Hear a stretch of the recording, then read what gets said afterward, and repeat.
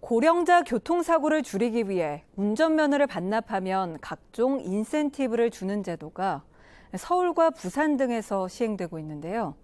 올해 1분기 자진 반납자가 급증하면서 효과를 톡톡히 보고 있습니다. 박천영 기자입니다.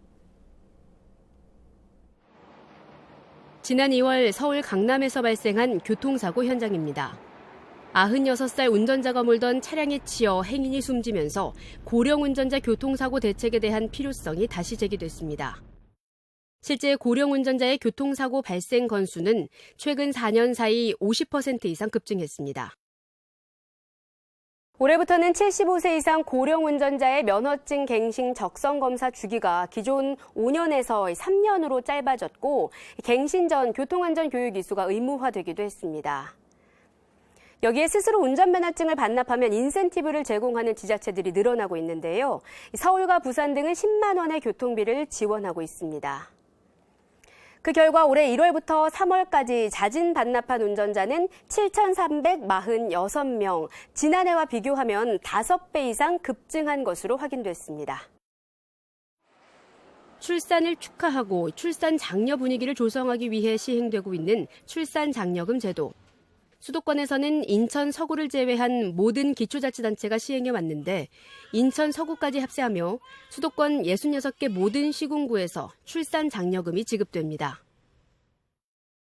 출산 장려금은 지자체마다 지원하는 금액과 지원 방식의 차이가 있습니다. 첫째 아이는 200만 원, 둘째는 500만 원, 셋째는 1,000만 원, 넷째 이상은 2,000만 원. 수도권에서 출산 장려금 규모가 가장 큰 인천 강화구는 아이를 출산하면 장려금을 현금으로 지급합니다. 또 경기도에서 가장 많은 장려금을 주는 곳은 여주였고 서울에서는 영등포구인 것으로 나타났습니다.